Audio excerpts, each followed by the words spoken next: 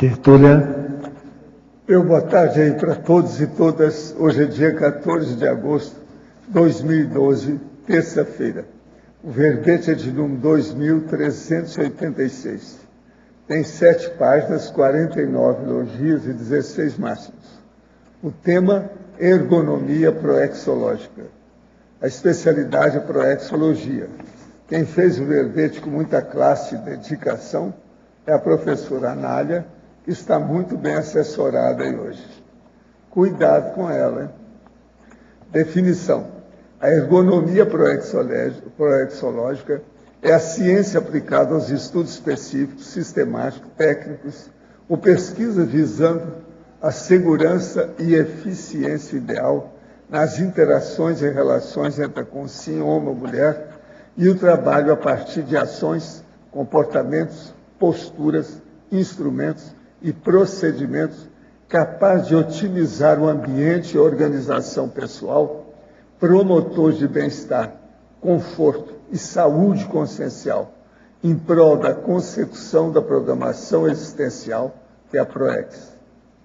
A retilinearidade pensênica, a inventariologia, a sistematização das tarefas pessoais, a organização metódica do trabalho em função do objetivo proposto, o gerenciamento do tempo, a evitação do autodesperdício, a adaptabilidade, a ambientação, a otimização, a segurança, a saúde ocupacional, o condicionamento físico, a prevenção do sedentarismo, e por aí vai, tem mais de 20 linhas aí a fatologia. A autovivência do estado vibracional profilático, podendo ser considerada medida ergonômica. A sinalética energética pessoal aplicada no cumprimento da PROEX. O preparo ressomático na intermissão. Agora, nós temos aí, na argumentologia, tem os tópicos aí, por exemplo, da física somática, a física ambiental, com muitos dados e listagem, que aí é só a pessoa tem que ler para ver a abrangência da abordagem. Na remissologia de 15 verbetes, nós destacamos a alavancagem da PROEX, alto desempenho proexológico, autoprofilaxia proexológica, inventário proexológico e residência proexogênica. Frase enfática. A economia proexológica possibilita ao intermissivista lustro, inversor ou reciclante acesso a conjunto de priorizações funcionais capaz de otimizar o completismo existencial. Considerando a importância da atual vida intrafísica, vale o esforço da aplicação da ergonomia proexológica? Qual nível de adequação ergonômica básica ou avançada você já vivencia hoje? A bibliografia específica tem 7 fontes bibliográficas. A webgrafia tem 2. Agora, a ergonomia aqui com João Paulo. Nós temos 20 itens. Postura, saúde, bem-estar, eficiência e trabalho. Biomecânica, conforto, complexo, funcionalidade e ajustabilidade. Usabilidade, tecnopensanidade, otimização, organização, ambientação.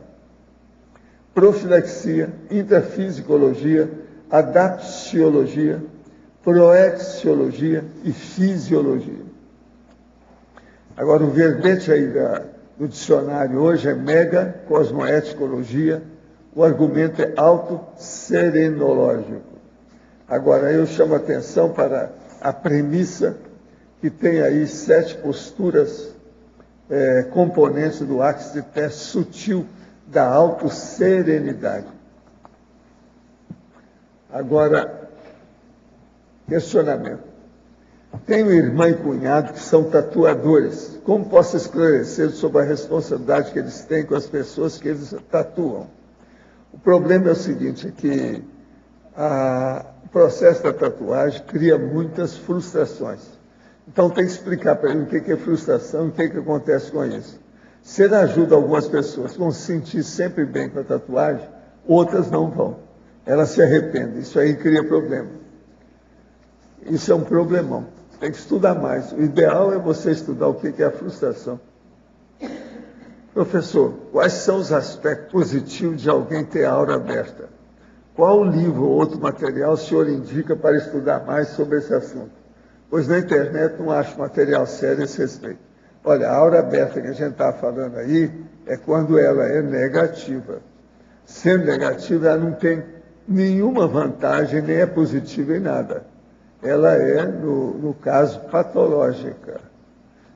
Não tem nenhum processo de homeostática. Agora, os livros que tem, é melhor você ver na enciclopédia tudo que diz respeito aos verbetes que são nosográficos ou nosológicos. Nosográficos.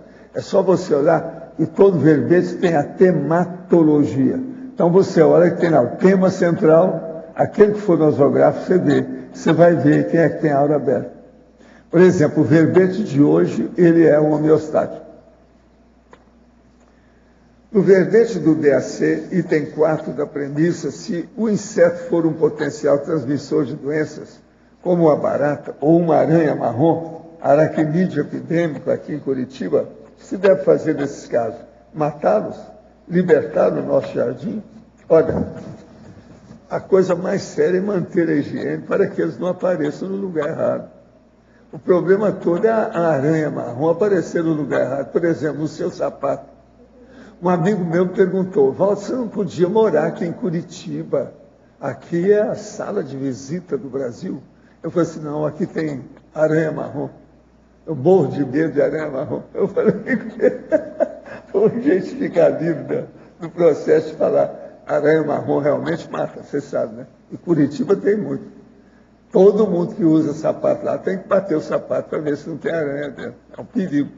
Agora, o problema aqui para o nosso amigo é esse. Você que mora aí e que é médico, o problema é manter a higiene para que elas não apareçam no lugar errado.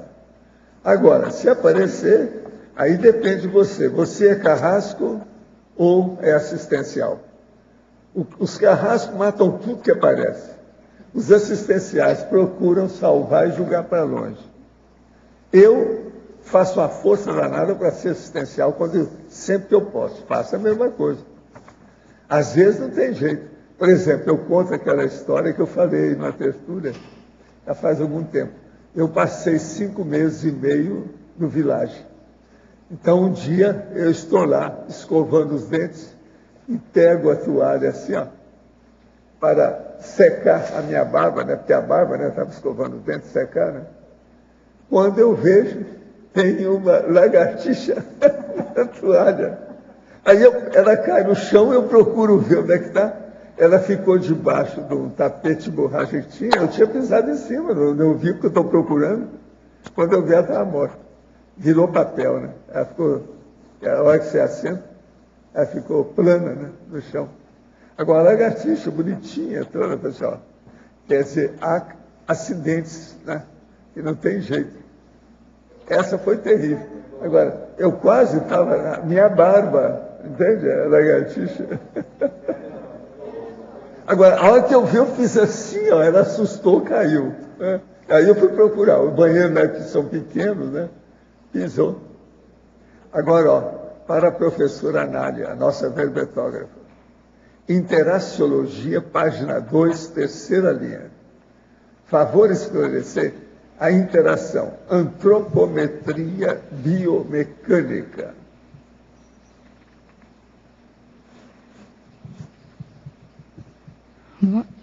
Essa interação, tá ligado? A interação antropometria biomecânica, né? A antropometria, o que é? Ela é medida do corpo humano, né? As medidas, então, do braço, da perna, a circunferência da cabeça. Então, tudo que é feito, assim, de equipamentos ergonômicos, cadeira, mesa, equipamentos de proteção, capacete, todos eles são desenvolvidos com o conhecimento da antropometria. E a biomecânica é um movimento que é realizado pelo corpo humano. Então, por exemplo, quanto de flexão o ombro faz, quanto de extensão, quanto que eu tenho de flexão de cotovelo, extensão. Então, e quem são os músculos que desenvolvem, né, esse movimento. Então, eu tenho uma interação aí para você desenvolver, por exemplo, um posto de trabalho, você tem que conhecer a antropometria, as medidas e a biomecânica, né? Quanto a articulação do quadril faz flexão, extensão. Então, para você desenhar um posto de trabalho, né, uma cadeira, você precisa ter essa interação, conhecimento das duas ciências aí. Em trinomiologia, página 12, segunda linha. Poderia definir, exemplificando e associando ao tema do verbete, cada palavra do trinômio: eficácia, eficiência, efetividade? Uhum. Esse trinômio, assim, no dicionário, eles trazem muito como sinônimos, né? Mas não é bem. Não é bem. Então, assim, em ciência, a gente estuda, assim, eficácia é quando você tem em condições ideais, controlada. Né? Por exemplo, uma pesquisa, um medicamento novo, ele funciona em laboratório, nos testes laboratoriais dentro do, né, in situ. Ele funciona, então ele é eficaz, tem eficácia. A eficiência é quando você, mesmo funcionando dentro de laboratório, você consegue ter ele funcionar dentro do dia a dia, do cotidiano, na rotina. Então, você diz que ele tem eficiência. E efetividade é quando você considera custo e benefício. Então, por exemplo, você pode ter um medicamento, uma droga nova, que ela é eficaz, eficiente, mas não é efetiva, porque às vezes custa muito caro. Para você disponibilizar no mercado, seria inviável. Então, ela funciona no laboratório, funciona no paciente, no dia a dia mesmo, ele esquecendo de tomar o remédio por algumas horas, ou tendo interação com outros medicamentos, mas às vezes o custo-benefício não permite que ele seja viável, né? Porque é muito caro, por exemplo. Né? Então, daí você não tem a efetividade. Você pode ter eficácia, eficiência, mas não ter efetividade. O que vocês acham, né? Que explicação, hein? Oh, cuidado com a professora, eu avisei para vocês. Agora, ó, sindomologia, página 12, segunda linha. Poderia descrever as síndromes do túnel do cato, cérvico-braquial e overuse? Ok. Essas daí eu selecionei as que são mais comuns de síndromes relacionadas a DORT. Né? DORT é o quê? Distúrbio osteomuscular relacionado ao trabalho. Então, a síndrome do túnel do carpo ela é bem frequente em digitadores. Né? Então, eles usam muito os flexores e extensores dos dedos e você acaba tendo, pelo excesso de atuação desses tendões, você tem uma certa irritação no túnel do carpo, que acaba tendo um edema e compressão do nervo mediano. Né? Então, é uma síndrome bem comum em quem usa com frequência os flexores e extensores dos dedos, né? Principalmente na digitação. A síndrome cérvico-braquial, ela é uma síndrome, né, que você vai ter dor na região cervical com irradiação para membros superiores. Né? Então, é comum também em atividades laborais que você utiliza muito o membro superior, né, a cervical, na frente do computador. Né? Então, você acaba tensionando o trapézio, né? Diminui o fluxo sanguíneo dessa região. Então, você tem dor muscular e pode também pinçar a raiz nervosa cervical, através de uma hérnia de disco cervical, e irradiar essa dor para os braços, né? Até às vezes na mão, sente formigamento na mão, tudo devido a uma compressão cervical. E bem comum também, então, quem trabalha bastante com membros superiores, na frente do computador, que tem muita tensão, principalmente as pessoas tensas, né? E a síndrome do overuse é a síndrome quando você usa excessivamente, né, aquele membro ou aqueles músculos, tendões que você realiza para fazer o trabalho. Então, é uma síndrome de excesso, né, de você usar muito. Daí varia aí a região corporal, né? Mas, enfim, é a síndrome devido ao excesso de uso. Seria bom você falar o que você faz na vida para o povo aqui. Ah, sim, eu sou fisioterapeuta e também dou aula na faculdade. Aula sobre o quê? Dou aula de ergonomia, fisioterapia do trabalho. Tem que explicar isso aí para o povo saber. Porque senão eles vão achar que você caiu de Marte aqui, etc. Sempre é bom expor, né? Eu dou aula para o curso de fisioterapia. A verbetógrafa, fatologia, página 11, quarta linha. Poderia definir a priorização da prevenção primária? Assim, aqui a ergonomia na saúde, a gente tem 4 níveis de prevenção: primária, secundária, terciária e quaternária. O mais comum, a quaternária é recente, né? O mais comum é o pessoal trabalhar com as 3. E a primária, ela é pré-patogênica, quer dizer, ela é antes da doença.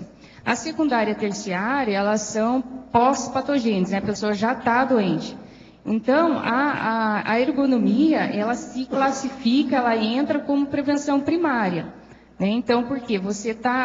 Com a ergonomia, você vai evitar, você vai prevenir uma lesão, um distúrbio, né? Então, na prevenção primária, a gente classifica também como, assim, promoção da saúde, você fazer atividade física, se alimentar bem, e proteção específica.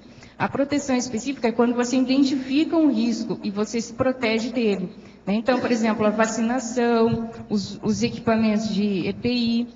Então, os equipamentos de EPI, por exemplo, que é equipamento de proteção individual, você tem um risco identificável e você vai se proteger daquilo. Então, a ergonomia, ela se classifica dentro da prevenção primária nesse ciclo aí. Então, por isso que o verbete, a ergonomia proxológica aqui, ela vai estar enfatizando a prevenção primária, né? Evitar lesões, evitar distúrbios. Agora, em binomiologia, página 12, terceira linha. Favor ampliar o binômio interatividade, ajustabilidade. Aqui esse binômio é interatividade, né?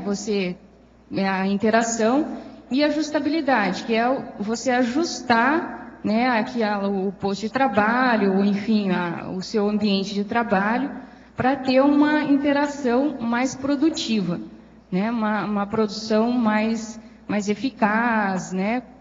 Enfim, mais lucrativa, vamos dizer assim. Então, você precisa ter um conhecimento aí básico, né, de adaptação, de ajustabilidade, para ter uma interação mais eficiente, mais eficaz, no sentido do que você está produzindo. Gente, eu queria mostrar para vocês o manual de verbetografia da Enciclopédia da Conscienciologia. A organização é da Rosa Nada, que está aí, e mais 17 coautores que trabalharam aqui. O livro tem 400 páginas e tem tudo sobre a técnica do verbete da enciclopédia, que eu trabalhei nisso, vocês sabem, dezenas de anos. Ela trabalhou mais de 10 anos com a turma para fazer isso. Agora, eu já vinha fazendo algumas dezenas antes. Agora, o livro vale a pena porque ele praticamente é abrangente, tem tudo que a pessoa quer, que a pessoa precisa para clarear. E foi muito bem bolado e com muito detalhe. O livro está uma fera. Tem lá na epígrafe, é só procurar lá que tem. Manual de Verbetografia da Enciclopédia da Conscienciologia. Está saindo hoje, por isso que eles trouxeram aí. Esse é o meu volume, esse eu não vou dar para andar aí não, vocês vão lá e compram. Esse aí é meu, que eu quero examinar. Vou aprender a fazer o verbete, tá certo? Eu agora entrego a professora Nália aí para você. Cuidado, eu te avisei já, terceiro aviso que eu estou dando. Sabe tudo do assunto, né? Na página 11, tecnologia, segunda linha, as técnicas de reeducação postural. Isso me interessa muito.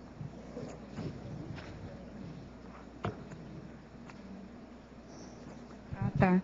Essas técnicas de reeducação postural, né? Então, uma das técnicas mais assim conhecidas e que tem um efeito bem positivo chama o RPG, né? Que é Reeducação Postural Global.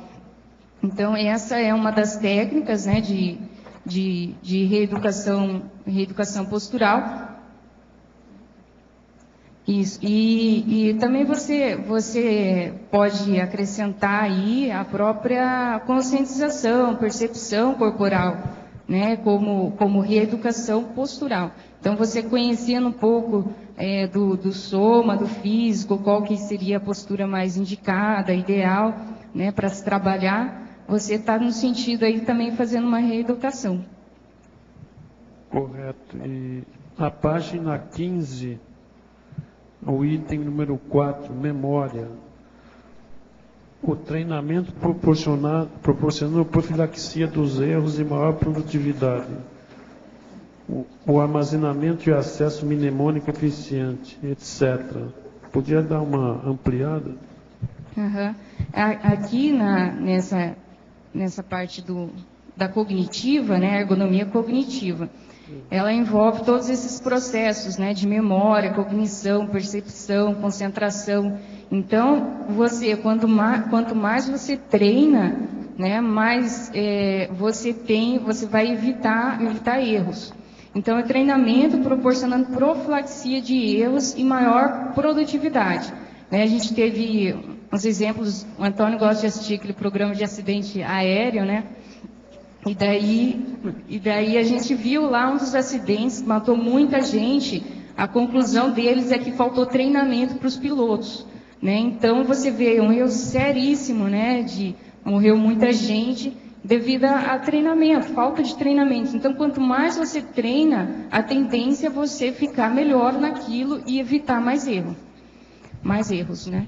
E o armazenamento e acesso mnemônico eficiente é a questão de você ter o acesso, né, eficiente. Então, você precisa já armazenar essas memórias, essas informações, para ter um acesso mnemônico eficiente ali quando precisar. Então, quanto mais treino você tiver nesse sentido também, você vai facilitar esse processo de memorização e recuperação da memória.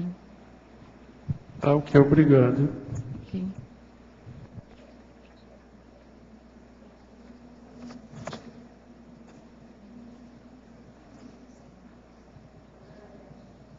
Na 11, você coloca aqui a questão da mesa de escritório. Você pode falar um pouco sobre isso? Aonde que está? Na página 11.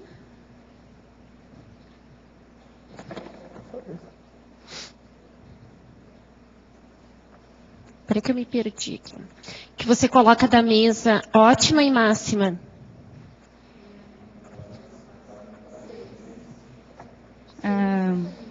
Aqui a área de alcance ótima e máxima isso. Da mesa de trabalho? Isso, o que é isso? Tá. Isso aí é assim, ó, se você numa mesa de trabalho, você com o cotovelo aqui, ó, essa área aqui, quando você fica com os cotovelos fletidos e faz isso daqui, ó, essa é a sua área ótima. Tá? Essa hora ótima. Então, quer dizer, você deve colocar nessa parte da sua mesa aquilo que você usa muito frequentemente. Então, quer dizer, o teclado, o mouse, você vai estar usando toda hora. Você tem que deixar nessa área aqui. Essa área aqui já é a área máxima da mesa. Então, você vai colocar objetos, né, que você vai usar com menos frequência, mas que está a seu alcance. Né? Por exemplo, telefone. Às vezes você atende de vez em quando, mas não está atendendo sempre. Então, você pode pôr um pouco mais afastado. Agora, colocar objetos além dessa área máxima, daí é só quando você utiliza mais raramente, bem raramente. Senão você vai ter que ter uma inclinação do tronco para utilizar. Então, a gente divide a mesa em área ótima e área máxima, né? Além disso, não é indicado de você estar distribuindo seus materiais de trabalho. O que fica na área ótima é o que você usa mais frequentemente. Mas o porta-punho, o teclado... O teclado, né? Apoio para o punho no teclado, o mouse, apoio do punho para o mouse. Mas é isso mesmo, a não ser que você... Escrita também, se estiver escrevendo um livro, alguma anotação, daí você deixa nessa área também. Entendi. Olha bem a minha mesa que você vai aprender. Por exemplo, eu deixo o Lost bem à distância para não ter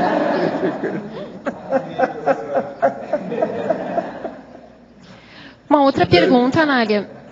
Oi. Na terceira linha de baixo para cima, na mesma página, né, na página 11, você coloca os check-ups somáticos periódicos. O que você poderia falar da parte da fisioterapia em relação ao check-up? O que a gente tem que contemplar para verificar? Aqui eu coloquei no sentido mais geral mesmo, não só da fisioterapia, né? Em sentido da PROEX mesmo, né? Então, se o foco é cumprir a PROEX, você tem que estar cuidando do seu soma, não só, né, do soma, mas aqui especificamente, fazendo check-up para ver se está tudo certo, né? Para ter um completismo aí. Então, aí Aí vai geral, né? De nível de colesterol, glicose, os check-ups assim, de coluna, né? Às vezes, depois de uma certa idade, a pessoa já pode ter alguma hérnia, algum processo assim. Que mais? Exame de vista, né? Bem interessante também, tá? Quem usa óculos em oftalmologista, né? Então, eu coloquei de modo geral, a fim de você estar fazendo a profilaxia, porque a essência do verbete é a otimização, é profilaxia, é prevenção. Então, foi nesse sentido que eu coloquei, né? Porque justamente dentro desse contexto de prevenir e completar a sua programação existencial.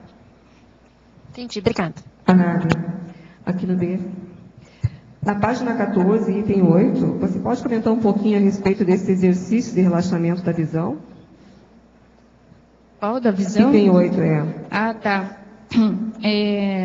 Quantidade de luz, os exercícios, né? Esse aí, esse e a última síndrome, que é a síndrome de visão de computador, que está na sindromologia, essa síndrome entrou até nos 45 do segundo tempo, né? E aconteceu comigo, né? Eu fui no oftalmologista, devido a uma dificuldade de focar os objetos, né? Eu estava com a visão mais turva e dificuldade de focar os objetos. E daí que eu vi que o grau não aumentou, mas sim eu estava com uma síndrome de usar muito o computador. Daí eu fui estudar isso, até o optometrista que eu fui trocar lente de óculos me deu uma aula sobre isso também, né? Então, às vezes, a gente não considera os músculos dos olhos. Aqui, não os músculos externos, aqueles que, às vezes, a pessoa fala, faz exercício com o olho, com o objeto, para a direita, para a esquerda. Não é isso, né? Aqui, quando você olha à distância, você está trabalhando o músculo ciliar. Esse músculo, ele trabalha junto com o cristalino, né? Ele é o músculo responsável para te dar foco no cristalino. Não de movimentar o olho, é focar, né? Então, quando você trabalha só uma distância de leitura, o seu cristalino, ele foca só para aquela distância, o seu músculo contrai e fica ali contraído. Você fica 3 horas na frente do computador, ele vai estar 3 horas ali. Então, você tem que soltar esse músculo. Então, como é que você faz para relaxar? Você olha um objeto à distância. Daí você vai estar relaxando esse músculo. Né? Então, também eles recomendam, né, para evitar essa síndrome, piscar mais voluntariamente na frente do computador. A gente pisca, em média, 16 a 20 vezes por minuto. Né? E na frente do computador, isso cai de 3 a 4 vezes, diminui. Então, você pisca de 6 a 8 vezes. Então, diminui a lubrificação, que não tem muita irrigação sanguínea, né? Então, a lágrima é muito importante para lubrificar, nutrir, né? Só a córnea, todo o processo do olho. Então, você tem que piscar, às vezes mais voluntariamente. O oftalmologista me deu um colírio que imita a lágrima, né, para lubrificar, e também fazer esses exercícios que até os ingleses, eles chamam de 20-20-20. A cada 20 minutos, você olha um objeto a 20 pés é 6 metros, por 20 segundos. Né? Então, você está fazendo esse exercício a cada 20 minutos, 6 metros, né? Por 20 segundos, você está relaxando esse músculo, principalmente o ciliar, para não ter essa síndrome. Então, o colírio, que é recomendado, piscar mais vezes voluntariamente, e esse exercício com o olho, né, de você olhar à distância.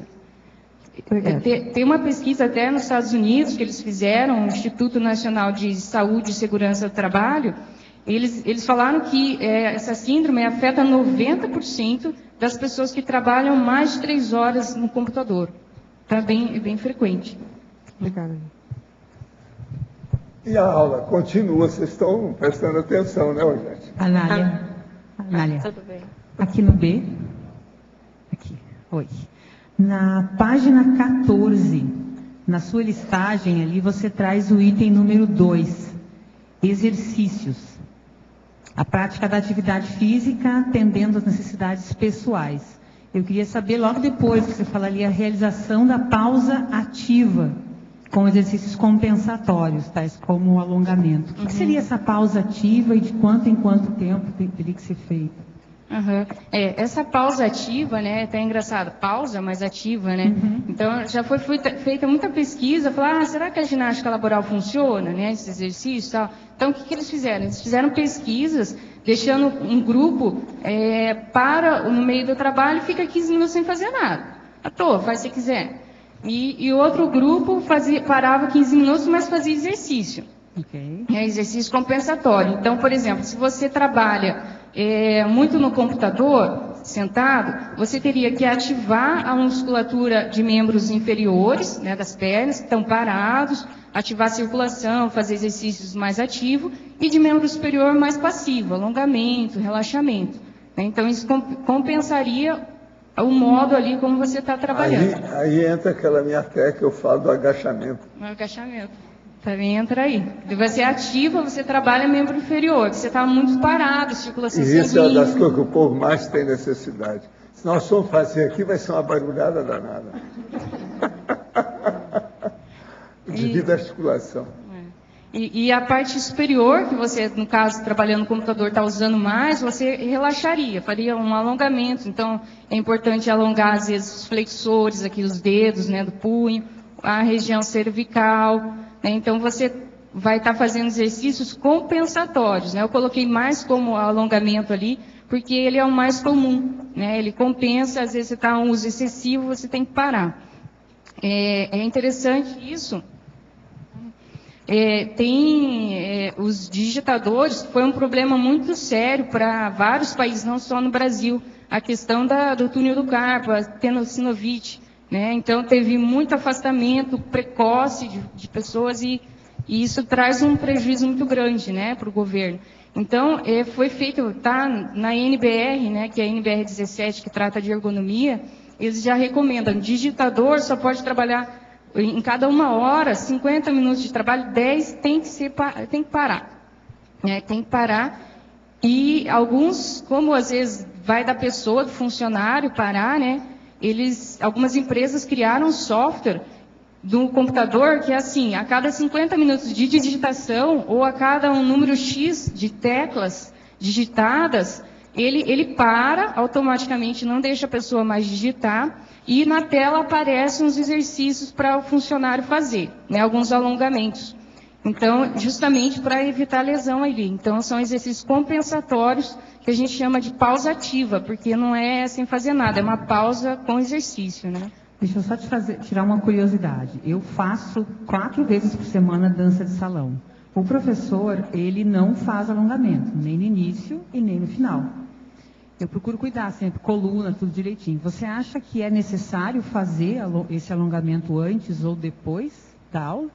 Não isso só para dança, mas quem faz algum outro exercício onde não tem o alongamento. A dança, eu não sei qual o ritmo que é, como que é a sobrecarga, o que esse exercício vai estar te solicitando. Okay. Né? Mas, de qualquer forma, o alongamento, ele antes, né, e ele previne, às vezes, alguma lesão.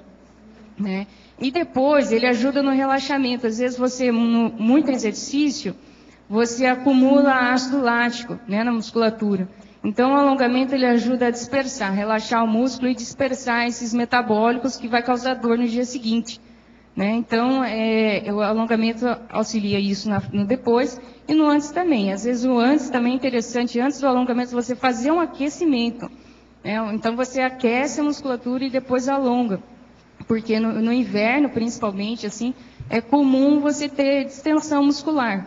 Né? Então, você está muito frio, começa às vezes correr, dar um pique, e a musculatura não está preparada para aquilo, então você acaba lesionando algumas fibras musculares. Né? Então, isso chama de distensão. Então, o aquecimento e o alongamento, ele trabalharia ali para evitar. Né? Ele prepara o músculo para evitar isso. Então, eu acho que seria interessante. Tá, obrigada. Professor, se a pessoa não fizer alongamento, no outro dia ela vai dançar de novo, né?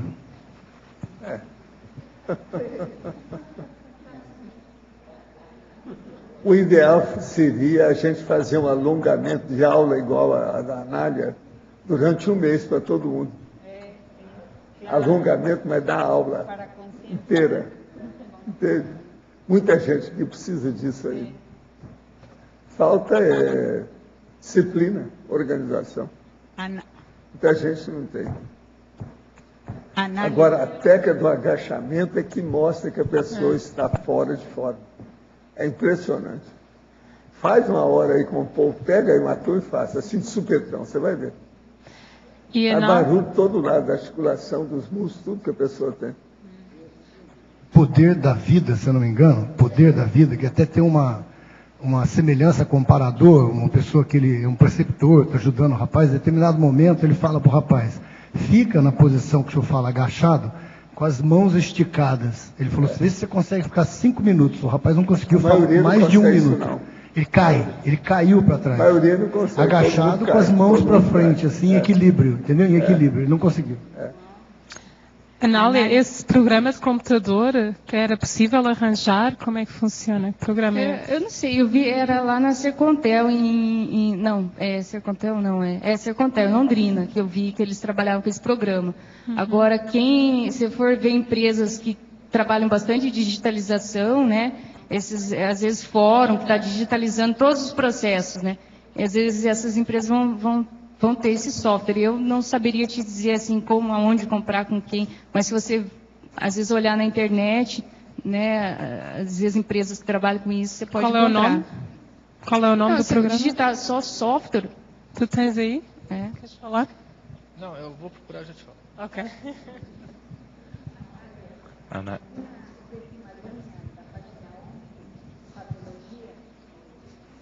Os riscos biomecânicos.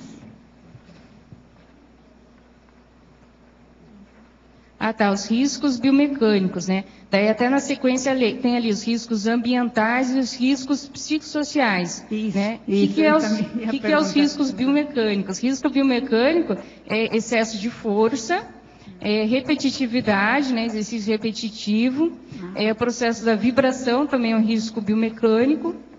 Então, por exemplo, a atividade que exige muita força. Então, esse excesso de força é classificado como risco biomecânico, não é ambiental, nem organizacional, nem psicossocial. Né? O exercício repetitivo também ele é classificado dentro de risco biomecânico. Né? Tem ali vários riscos ambientais, aqui eu coloquei, né, alguns: temperatura, iluminação, ruído. Os psicossociais, que são estresse, cobrança excessiva no trabalho, né, falta de autonomia. E a questão da organização também é risco. Pode ter um ritmo acelerado do trabalho, né? Então, são classes de risco. E a classe dos riscos biomecânicos entra mais esses fatores: repetitividade, força excessiva e processo de vibração e postura também inadequada. Entra em riscos biomecânicos. E que tipos, por exemplo, postura de inadequada, repetitivo? Digitação, né? Que mais? Às vezes costureira que trabalha com o pé, bordados, todo tipo de atividade que exige a repetição. O que é repetição? Né? Muitos autores colocam, você tem que fazer o mesmo ciclo de movimento em menos de 30 segundos. É considerado repetitivo. Né? Então, você fazer o mesmo movimento a partir de menos de 30 segundos, você está fazendo sempre o mesmo ritmo, é considerado repetitivo. E isso, pelo uso excessivo, vai levar a uma lesão. Né? Igual, até eu estava acompanhando as Olimpíadas, aí, que acabou há pouco tempo, né? E estava falando das lesões dos atletas, dos esportes de competição, aqueles que têm contato pessoal, né? Que machuca mesmo, igual a moça que ganhou medalha, saiu com o ombro meio que luxado, né? E daí o locutor estava falando, na natação não deve ter tanta lesão, né? Daí a moça comentarista falou, você que pensa, né? Porque na natação não tem trauma direto, né? Não tem competição com trauma direto, mas o excesso de uso que eles fazem, de movimento que eles fazem, é as tendinite, é as IT da vida, né? As IT. É tendinite, bursite, epicondilite, né? Então, pelo uso excessivo que eles fazem, às vezes em 1 ano ou em 5 anos de competição, um nadador profissional usa o ombro dele e cotovelo que poderia usar na vida inteira, de uma vida de 80 anos. Ele usa em 50, tipo, quantidade de movimento, né? Então, ele faz muito exercício, repetição acima, né, do E outra muito coisa, movimento. a articulação do ombro é a mais complexa do corpo. Do ombro ela permite 6 tipos de movimento, né, mais do que o joelho até. Então é uma articulação que ela, pelo devido o alto grau de movimento que ela tem, de liberdade que ela tem, ela é bem lesada, né? E também a gente usa muito, né? Professor, outro dia fiz uma pergunta online e me chamou a atenção que o senhor, além de respondê-la, expandiu a resposta e acabou atingindo uma outra pergunta que eu não havia feito, pois não estava sabendo como formulá-la. A expansão da resposta foi direta ao ponto e totalmente desassediadora. Isso pode ser considerado uma sincronicidade? Não, o nome é outro. Qual que é o nome? Telepatia. Professor, por que quando alguém sofre uma lesão no cérebro pode ter uma mudança de personalidade? Por exemplo, uma lesão no lobo pré-frontal pode causar uma perda de discernimento. Por que isso acontece se o cérebro não produz a consciência? Essa análise é o que os materialistas usam para defender que a consciência é produzida pelo cérebro. Isso não seria um bom tema para um verbete? Não, isso aí não tem novidade nenhuma. O processo é o pré-frontal, porque é a base do problema que a pessoa pode pensar.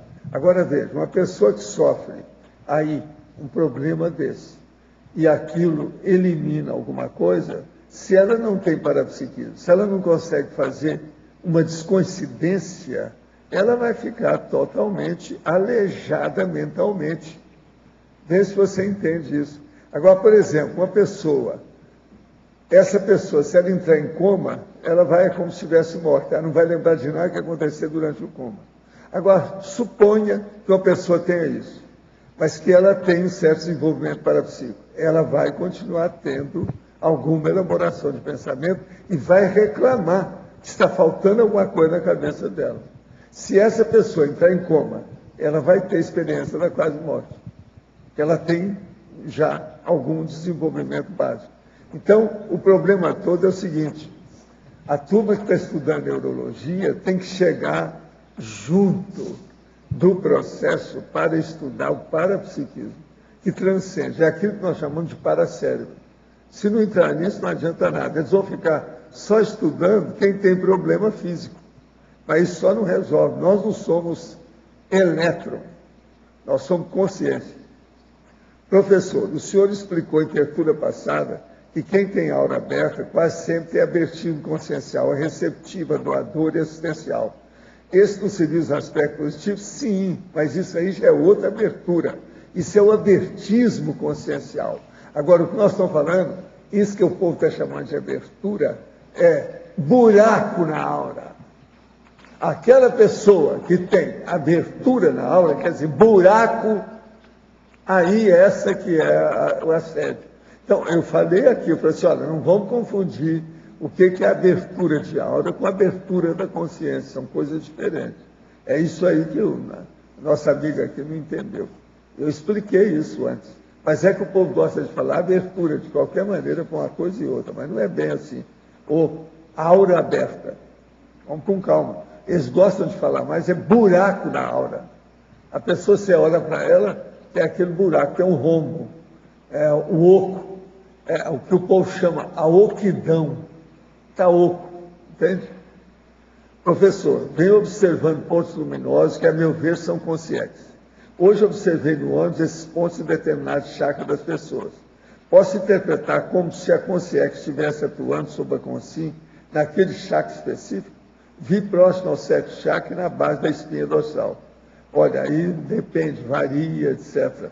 Anota tudo e tem que fazer mais experiência. O ideal é você fazer experiência com cobaias humanas. Conversa com o povo e faz a experiência. O ideal é participar também das dinâmicas que tem de parapsiquismo. Por exemplo, vem aqui e participa aí do acoplamentário. Isso aí liquida com o assunto. Professor, por mais que eu tente fazer o EV, sempre vem alguns pensamentos de assédio. Existe algum tipo de EV de mental soma?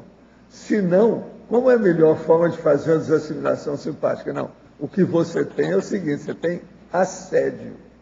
Você está assediado, e fim de papo. Você tem que lembrar o seguinte, o que é que você está fazendo que está atraindo essa consciência? Ou essas consciências? Tem alguma coisa. Só existe heteroassédio, quer dizer, o assédio de uma consciência sobre a gente, se a gente tem o autoassédio para chamar e manter a presença dessa consciência. Veja o que você está pensando. Tem alguma coisa aí atrapalhada. Você, por exemplo, você está bebendo alguma cachaçinha, mexendo com tóxico, ou fazendo alguma coisa que não é muito correta, uma ilicitude, uma delinquência. Isso aí é que atrai esse povo. Você tem que olhar. Qual a sua intenção? Você está pensando muito mal de alguém, por exemplo? São coisas assim. Eu não sei como é que é o seu caso. Eu não estou falando que você está fazendo isso não, tá? Vê se me entende. Estou falando que isso é possível por aí. Estou dando um exemplo. Você tem alguma coisa nesse sentido. Tem alguma coisa batendo pino na sua vida e no seu modo de pensar. Quer dizer, tem boi na linha. É assim que a gente fala. A goteira do seu pedaço. Está gotejando alguma coisa. Se você quiser. Tem estática na sua comunicação. Tudo isso é assédio. Vê se me entende. Vê no seu caso o que é. Estática, goteira, boi na linha, tem alguma coisa. Ele tem sim.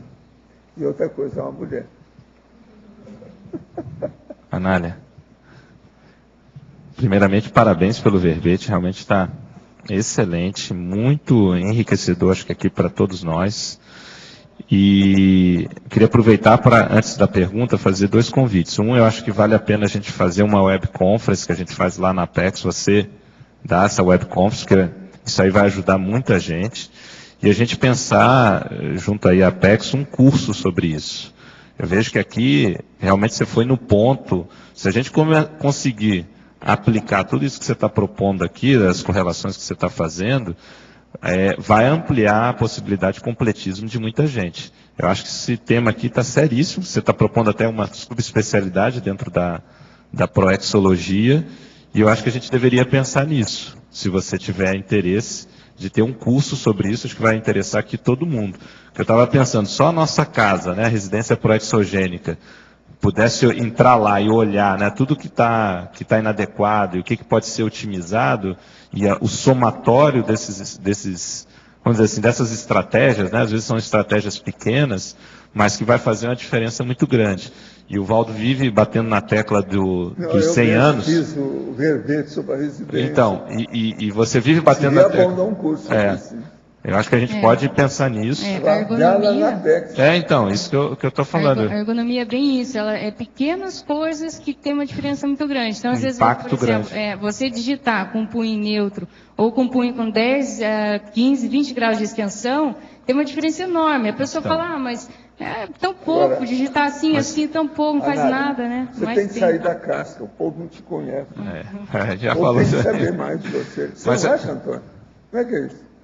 Gente, eu quero dizer para vocês que essa chapa aqui é irmã do Antônio, vocês sabiam, não?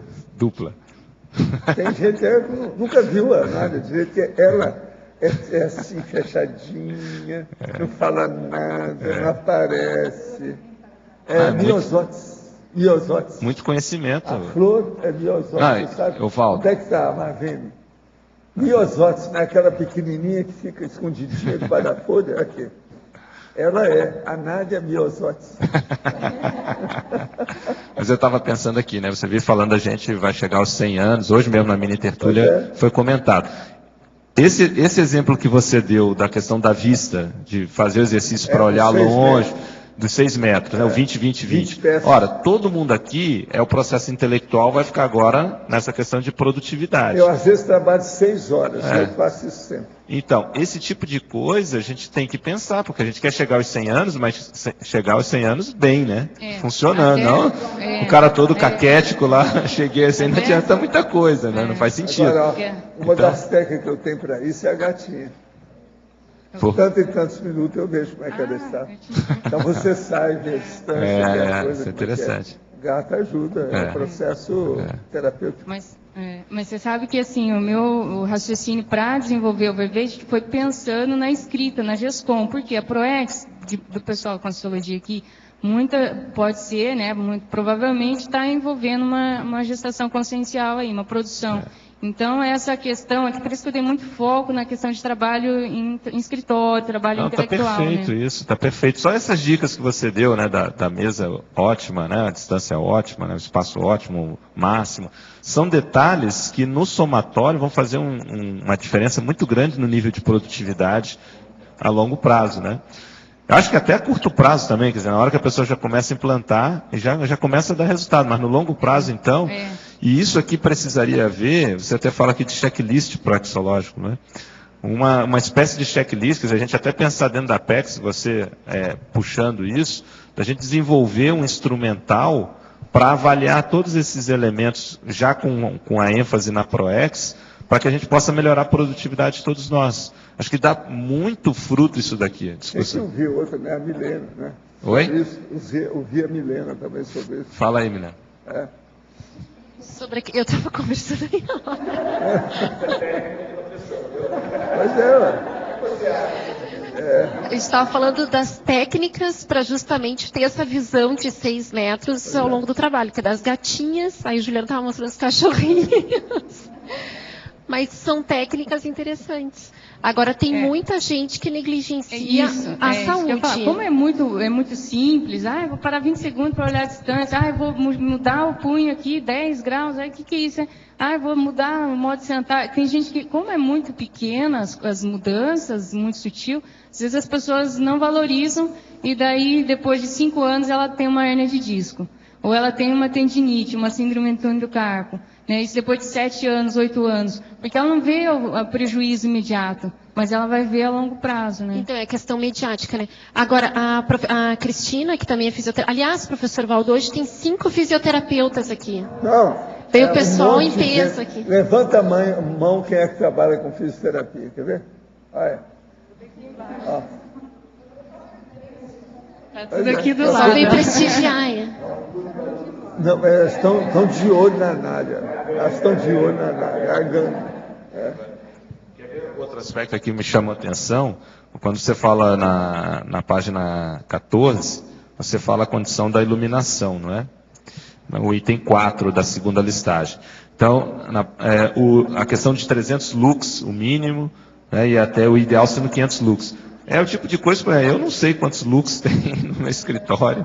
A gente não tem noção. Esse tipo de coisa, realmente a gente precisa discutir mais e até ter um instrumento para poder ver. Não, quantos lux tem aqui, saber. Coisa boa também são essas luminárias que agora tem, que você puxa na mesa, sim, que é tem de que braço ter. longo. Então, eu uso uma dessas. Para trabalho. Essa é outra coisa. Essa é coisa moderna, eles não usavam muito isso. Eu coloco aqui luminária extra, né? Então, às vezes a luz está um ambiente grande, né? A luz está à distância, você vai trabalhar escrita, leitura, você tem que ter uma luminária perto. Não, né? e tem outra coisa, às vezes a lâmpada está entre a cabeça da pessoa e onde ela está escrevendo. Então ela faz a sombra aqui em do Foz material. Ainda tem um defeito brabo. Nós estamos junto a Itaipu. A corrente elétrica aqui oscila demais. Então, por exemplo, o ideal é colocar 2, 3 lâmpadas em cada lugar, porque sempre tem uma que vai apagar. E vai ficar menos. Então, é bom colocar a mais, porque sempre vai perder alguma coisa. Isso é quase que inevitável em Foz. Outra coisa, essas lâmpadinhas pequenininhas aí de 40, por exemplo, isso aí não... O que queima disso? Todo mundo tem uma coleção em casa. Pode olhar, a maioria tem. Queima bem. Porque senão queima toda hora. E não são muito Cada fortes. oscilação da corrente aqui. Olha, lá em casa eu tenho motor gerador faz mais de 3 anos. Mesmo assim queima. Motor gerador. Então, esses elementos só no break eu uso 2 grandes para segurar as coisas no escritório. Em relação Meu no-break são desse tamanho, cada um. Em relação à iluminação, é muito importante absorver e usar o máximo de iluminação natural primeiro, de trás para frente, nas costas à esquerda ou à direita, e depois entra nesses outros recursos, né? Mas tem em questão assim de quantidade, né? Depois eu vou falar outros atributos aí, mas em questão de quantidade tem essa NBR, que é a norma regulamentadora, né? 5413. Lá tem uma listagem assim de todos os ambientes e do tipo de atividade que você desenvolve e o quanto de luz precisa ter. Por exemplo, um dentista, né, que já foi, ele traz uma luz na sua frente ali, coloca, porque lá tem quase 5.000 lux, né? A luz de um centro cirúrgico também, aquelas luzes são muito fortes. Então, assim, lá nessa NBR tem cada tipo de atividade, quanto de lux deve ter, né, para a atividade desenvolvida. Para não alterar a leitura, né? Aquilo que a gente está vendo. Para leitura, sim, também. Lá tem também, para todo tipo de atividade. E, por exemplo, um corredor, ele pode ter menos luz do que uma sala de leitura, né? O corredor, geralmente, é passagem, né? Então, não precisa de tão boa iluminação.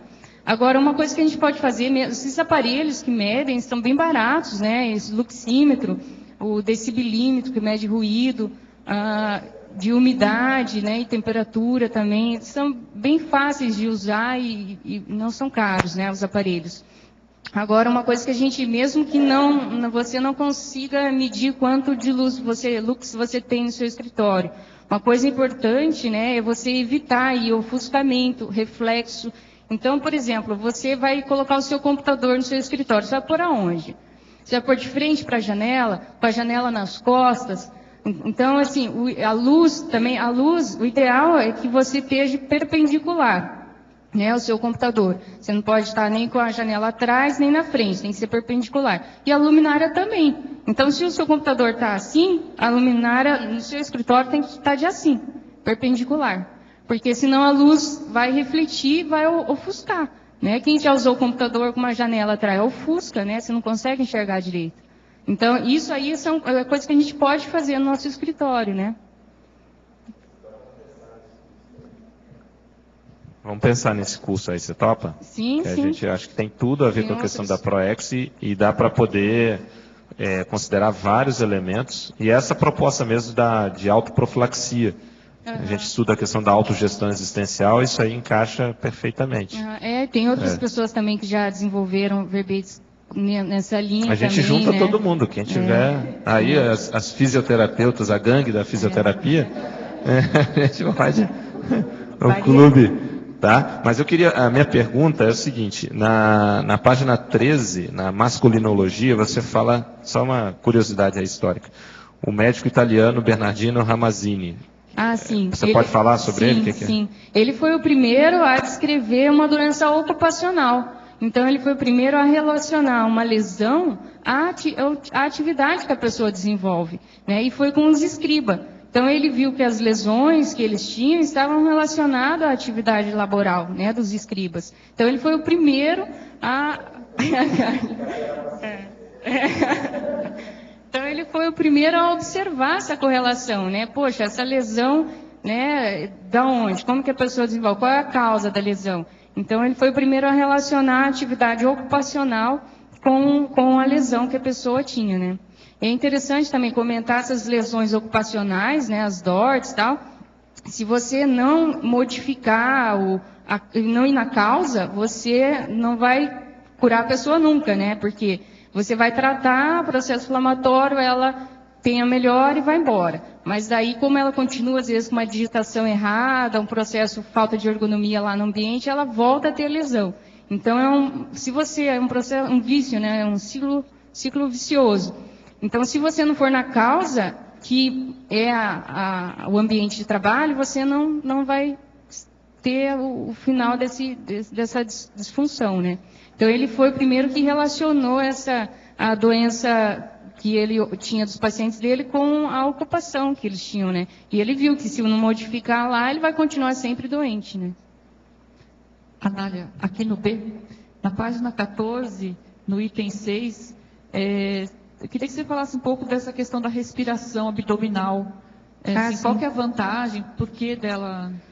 A respiração abdominal é a respiração diafragmática, né? Então, é você usar toda a amplitude do seu diafragma. Geralmente, quando a gente está nervoso, assim, apresentando verbete, né? A gente não usa o diafragma. Nossa respiração ela fica bem superficial, você quase não movimenta nada, você só respira, faz uma respiração curta, né? Então, o ideal, até é muito estudado, assim, o pessoal que faz meditação e tal, né? Porque muda o estado mental da pessoa, né? Você fazer uma respiração mais profunda, você usar o diafragma inteiro. Então, inteira, assim, na sua plenitude. Então, como que é? Quando você usa o diafragma, você inspira, quer dizer, puxa o ar para dentro, a sua barriga ela tem que crescer. Por que a barriga cresce? Porque o diafragma desce e ele empurra as vísceras. Entende? Então, ele é uma cúpula, é um músculo que é uma forma de cúpula, assim. Então, quando você puxa o ar, ele faz assim, ó. E daí, quando você solta o ar, ele volta. Então, quando ele desce, as vísceras vão para frente, tá? Ele empurra as vísceras, a barriga cresce. Então, por isso que é uma respiração abdominal. Respira com a barriga. Às vezes, os professores de canto falam isso, respira com a barriga. Então, o que é respirar com a barriga? É você respirar com o diafragma, é usar o diafragma na sua amplitude total. Então, você, até para, às vezes, relaxar, ficar mais calmo, você faz uma respiração diafragmática, né? Usa essa amplitude. Até para projetar a voz, né? Também professor, né? É recomendado também esse tipo de respiração.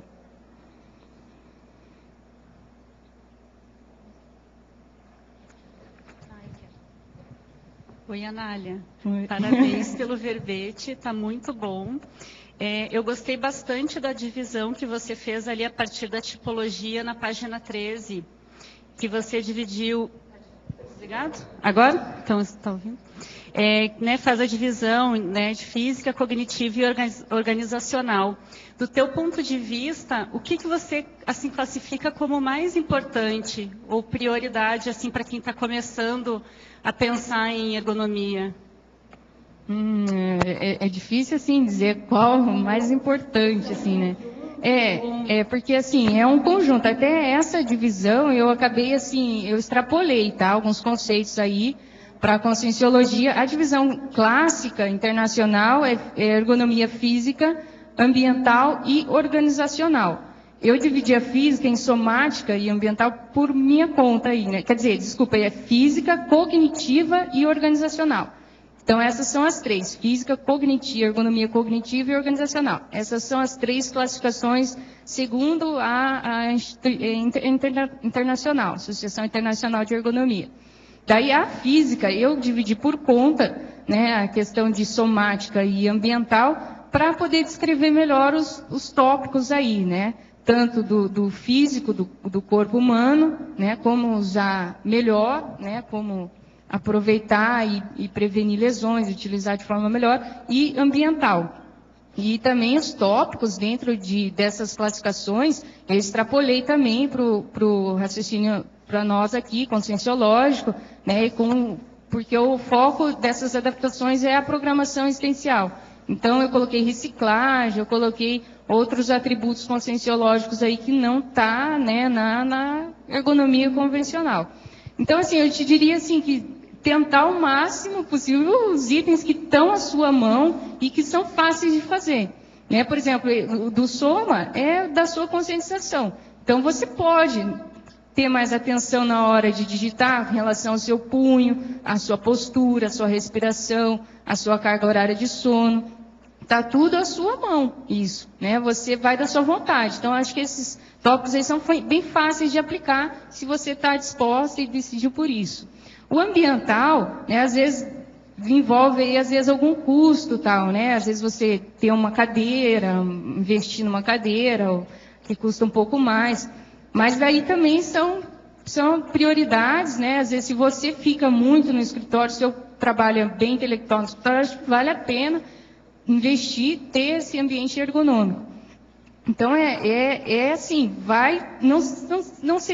não saberia te dizer qual que é o mais prioritário de todos, mas assim, eu vejo que muitos, você pode aplicar já, sair daqui, já começar, outros investir para isso, ou se planejar para daqui um pouco, eu vou ter um escritório assim, assim, assim, né?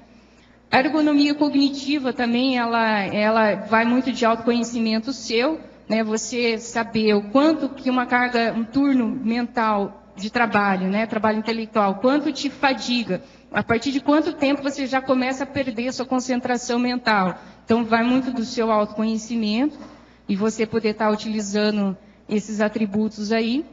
E o organizacional também, eu acho que vai da sua vontade também. Por exemplo, os EVs, né, diários.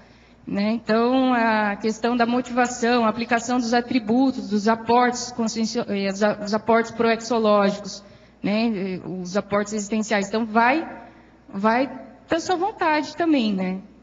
Então, acho que você pode... Acho que não tem nada aí muito complexo, muito difícil de se adaptar, de se conseguir, né? Então, acho que dá para refletir sobre esses tópicos aí, ver o que é o prioritário para você e o que você pode já conseguir modificar, né? A verbetógrafa. Em Antagonismologia, página 12, poderia comentar sobre o antagonismo. Ansiedade, baixa percepção ergonômica. Assim, esse antagonismo é assim, porque a pessoa muito ansiosa, ela vai trabalhar, ela senta na cadeira, já começa a digitar, começa a ler, começa a fazer as coisas que tem que fazer, às vezes tem pouco tempo, né, e a própria ansiedade, ela acaba nem percebendo o modo como ela está sentada. Depois de uma hora, que às vezes ela vai começar a sentir alguma dor, que ela vai ver que ela está sentada de forma errada, ou o livro está muito baixo, ou a luz não estava acesa. Então, a ansiedade, ela impede a boa percepção da pessoa. Então, quanto mais tranquila, mais calma ela tiver, ela consegue melhor perceber as condições que ela está trabalhando, e assim, só com a percepção é que você pode mudar alguma coisa, né? Você não muda algo que você não percebe, né? Professor, as formigas e borboletas, eu consigo colhê-las e julgá-las no jardim. Mas baratas ainda não consigo. Ontem à noite, quando fui recepcionado em casa por uma barata, não aguentei e a batia com o chinelo. Poderia comentar, por favor? Olha, eu tinha um amigo que falava que ninguém tem sangue de barata. É justamente você não tem sangue de barata. Então, as baratas que se cuidem. Eu acho que devia colocar um aviso na porta, né? Baratas, não cheguem, porque atualmente estamos fazendo a campanha contra. A minha mãe limpava as coisas de formiga e barata com água quente, sabe? Para jogar fora, às vezes dá certo. Agora tem que examinar, né? Agora aqui, a verbetógrafa. Você considera que os novos equipamentos eletrônicos, especialmente os dispositivos móveis, tipo celular, iPad, estão sendo fabricados por uma preocupação ergonômica adequada para o usuário final? Eu vivo metendo um pau nisso aqui. Isso é bem complicado, né? Porque, assim, envolve, eu acho que... muitos interesses. Lucro, conflito de interesse. Dinheiro, pesa mais, eu acho, do que a questão ergonômica, sabe? No meu modo de ver, né? Não, e o pior é o seguinte, as coisas ficam tão pequenas que nem o digital, a ponta do dedo não cabe, é pequenininho. Então, opção de coisa errada ali. E também agora aqui, professor, a racionalidade é a promotora da teática? Como ser mais coerente? Olha, a racionalidade é a promotora, assim, da teoria e também da prática. Agora, se você puder colocar a racionalidade sendo promotora da sua vida, é que seria ideal, não é isso? É um negócio mais coerente. Então, põe a racionalidade em tudo. Pelo seguinte, nós deixamos de ser bicho há algum tempo, pelo menos a gente entende assim, né? Eu não sei se alguém ainda se considera muito primata. Aí, então, a situação é diferente. Mas, se nós somos racionais, quer dizer, nós temos razão, a gente usa o raciocínio, a gente procura ter lógica nas coisas, é a verdade dos fatos e dos parafatos, para se ter coerência, então a racionalidade é indispensável. A gente, então, recomenda o seguinte, olha bem e faz um levantamento pelo conscienciograma, o que é que você tem na vida, qual o percentual de racionalidade que você usa. Pelo conscienciograma você vai saber. Você vê detalhes que você nem pensou. Agora, tem que ter paciência aí em cima. Boa, Anália, por favor. Aqui a página 11, na patologia, linha 8, quando se diz os riscos psicossociais. Queria que você ampliasse um pouco.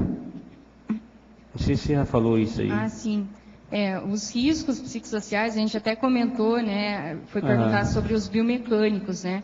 Então, só para você entender os riscos para você desenvolver um distúrbio ósseo-muscular relacionado ao trabalho, uma DORT, né, ou uma LER, ou DORT, que hoje é mais comum, DORT, né? Sim. Você é classificado em 4 classes de risco. Riscos biomecânicos, riscos ambientais, psicossociais e riscos organizacionais, da organização do trabalho. Então, eu posso ter um risco, um fator de repetição, que é um fator biomecânico, ou uma postura incorreta, que é biomecânico. Eu posso ter um risco de ruído, temperatura extrema, que é um risco ambiental.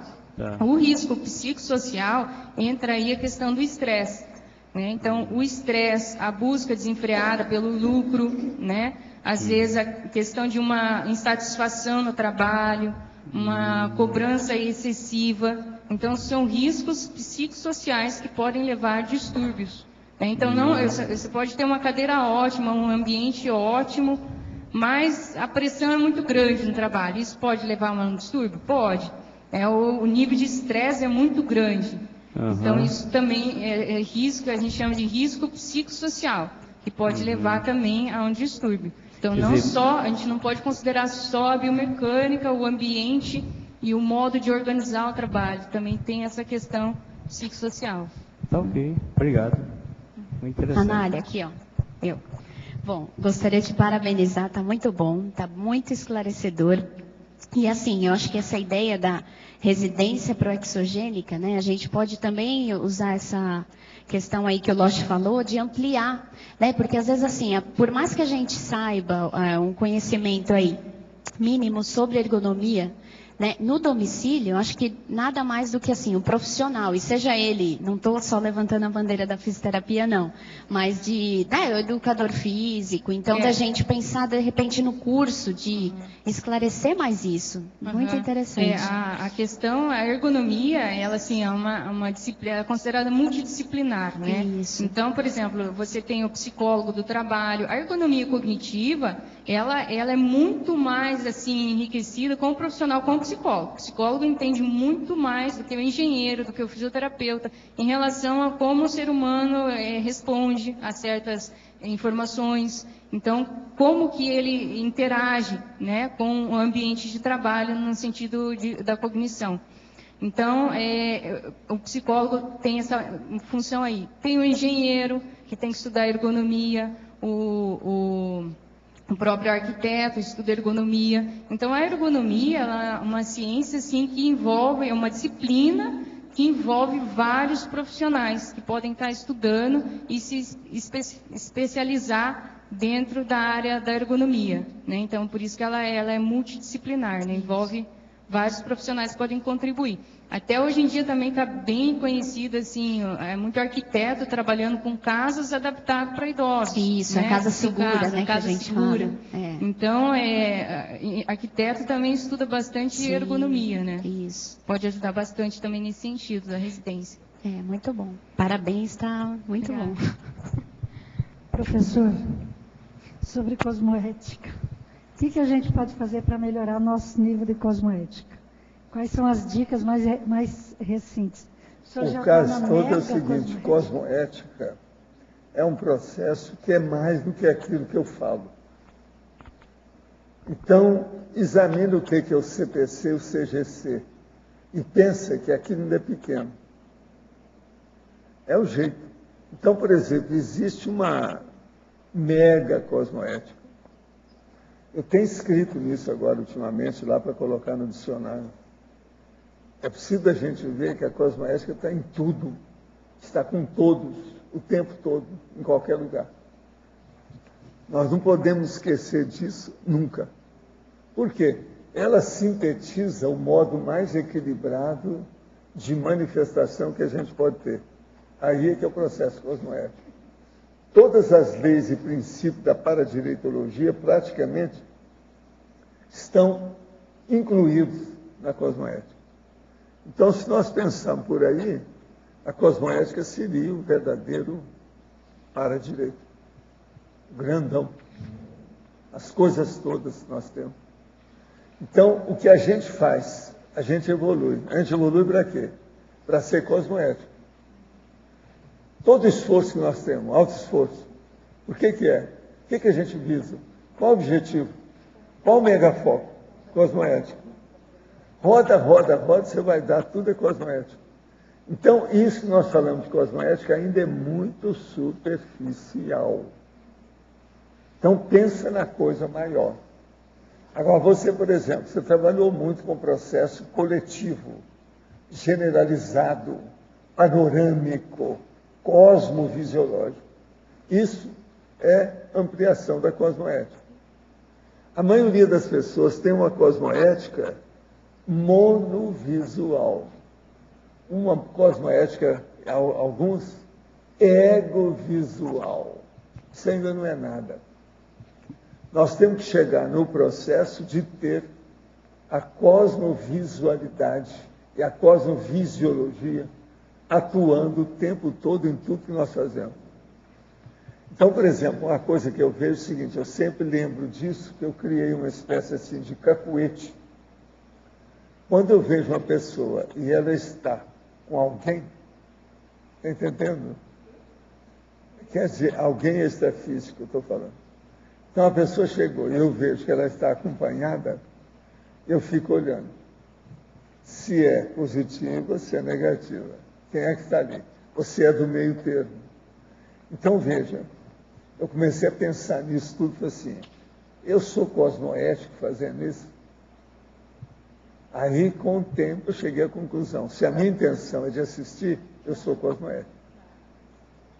Pelo seguinte, se eu tenho capacidade de ver, estou com a luneta na janela, estou vendo o negócio, e eu posso socorrer a pessoa que está pedindo socorro lá, vale a pena. Então, com o tempo, eu cheguei à conclusão que eu posso devassar a vida de todo mundo, desde que a intenção seja boa. Agora, eu preciso de ver o segundo tempo, quando é que eu devo falar nisso? Com quem eu devo falar? Aonde? E de que modo? Agora, ó, isso foram os meus primeiros problemas internos, morais, que eu tive, sério, na adolescência foi isso. Foi quando eu comecei a ter aquela evidência que eu comecei a sentir. Hoje eu estou muito mais maduro com essa história. O que se pensar já aconteceu, eu já vi de tudo. Mas eu acho que a cosmoética cresceu muito. Eu tinha uma visão, quando rapaz, muito menor da cosmoética que eu tenho hoje.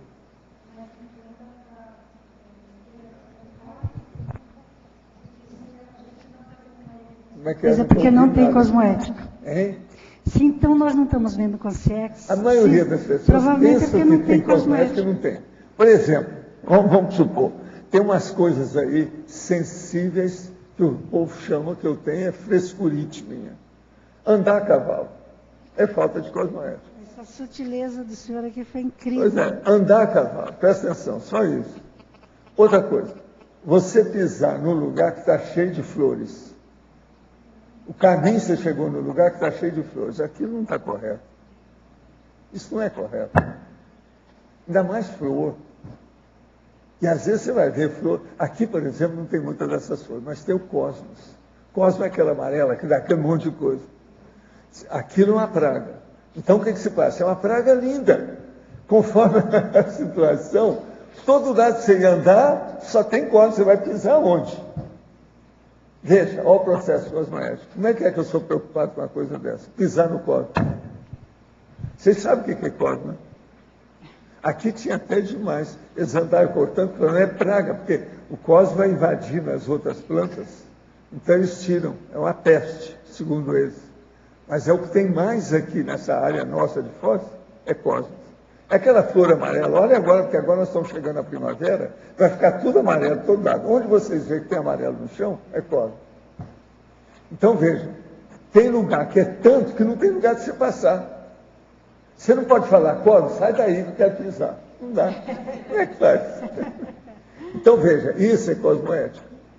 Agora veja, é uma sutileza, né? Sutileza. Então, eu estou mostrando uma coisa física do cosmos.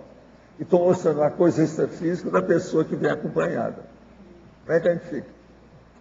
Agora, por exemplo, eu cheguei à conclusão seguinte. A coisa mais séria não é entender que precisa da cosmoética ali. Não. é entender como você vivenciar a cosmoética naquele contexto. De que modo? O que você vai fazer? Quais as ideias? Qual a abordagem que você vai chegar lá?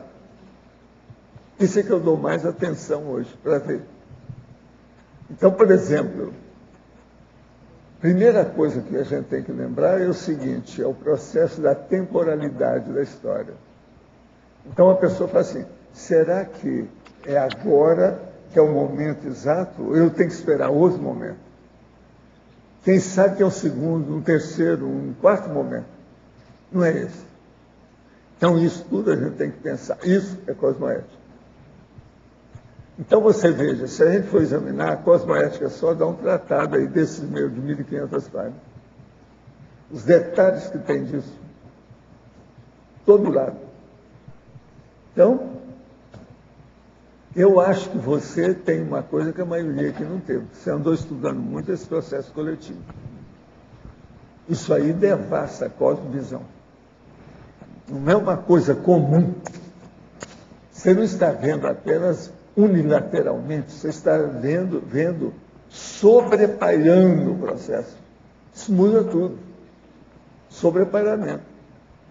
Agora, outra coisa, Isabel, que eu acho é o seguinte, vários desses temas que eu tenho me batido muito ultimamente são todos da cosmoética. A imperturbabilidade cosmoética.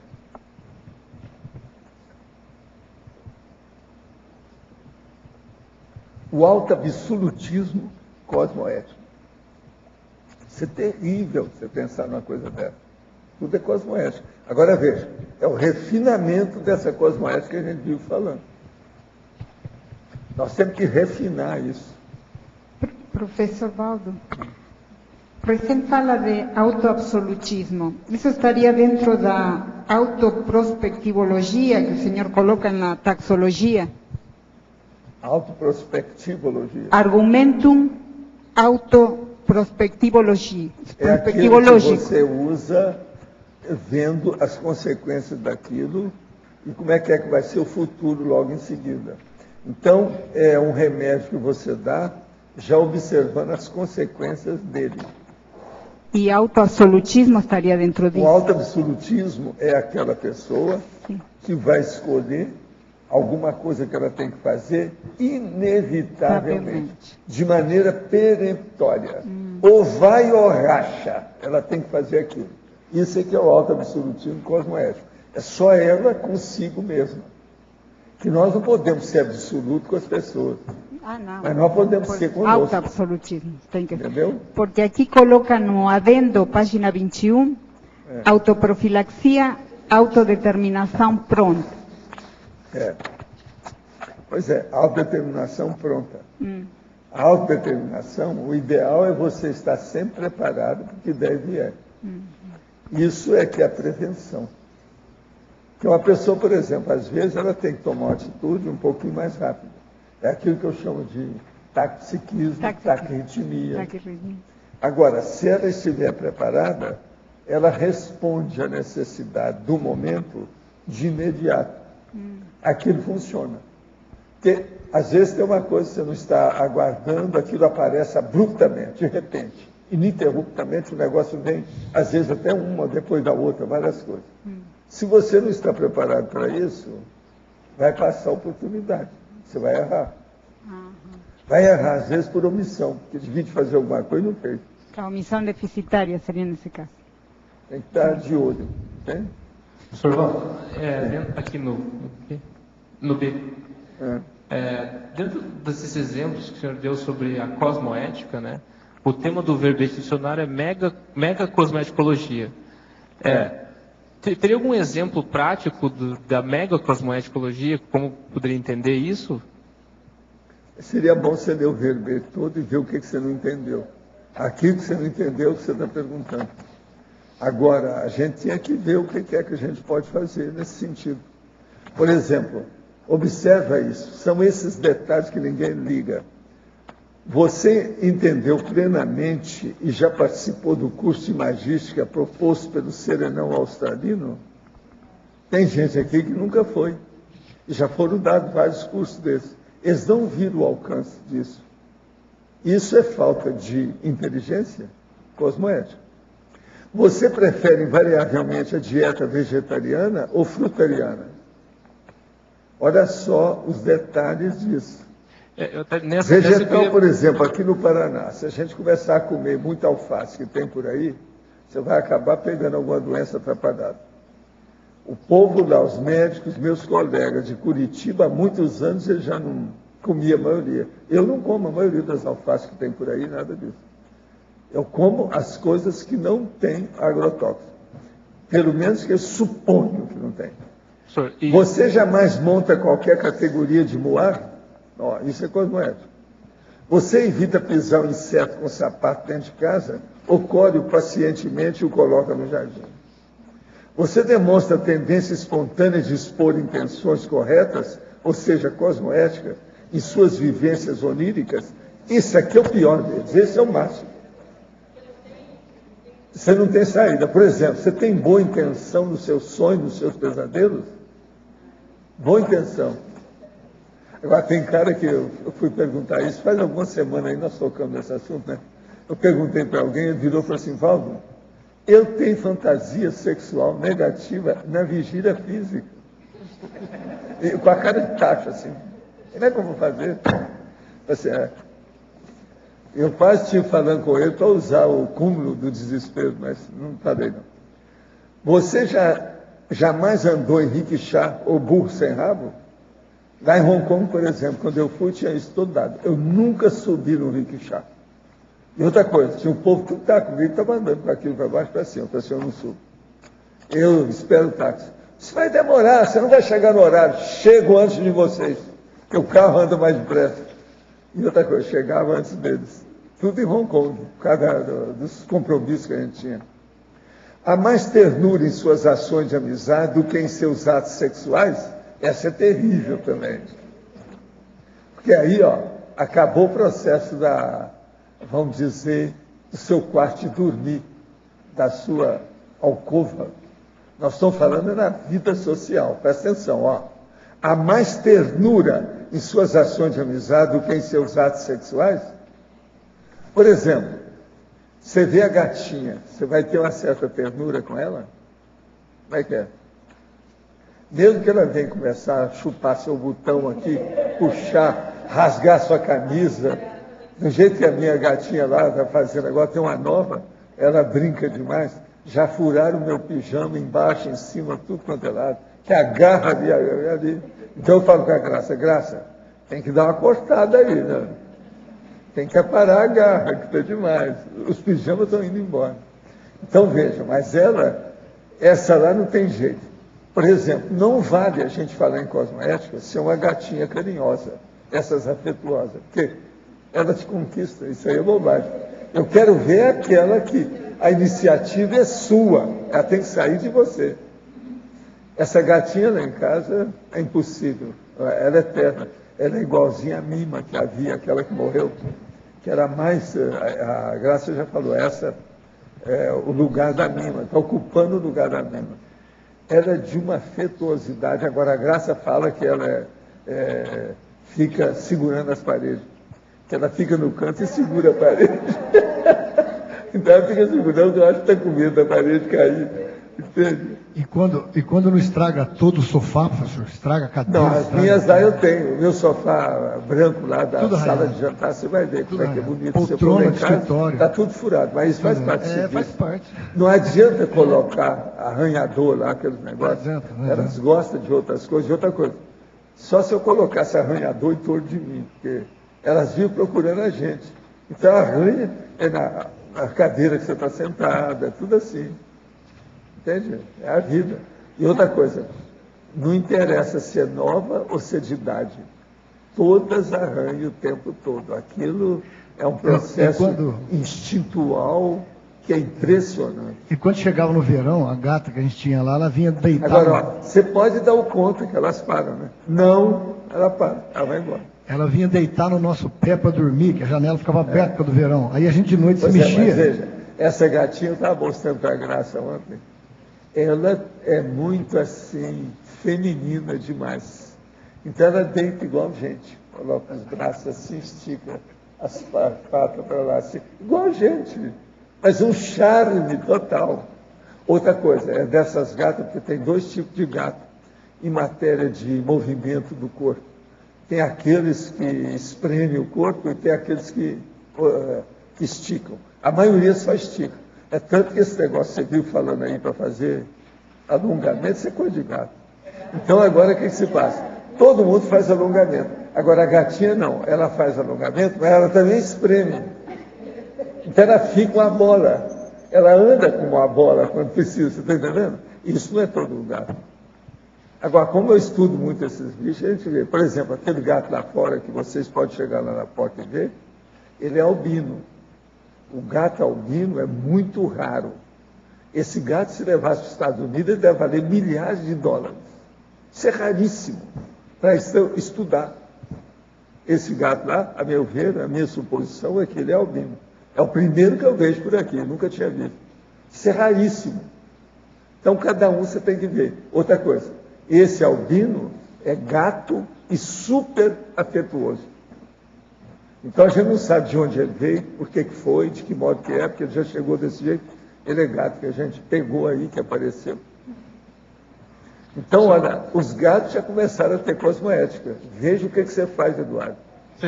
Tá certo? Tá, mas, eu só queria fechar essa pergunta no sentido assim, então, esses exemplos que estão aqui, a gente pode considerar, devido até à profundidade, que a gente estaria falando de mega cosmoética, porque você está indo bem profundo, não está numa superficialidade. Mas a mega cosmoética é isso, é a hora que você vê o detalhezinho, que ninguém dá valor.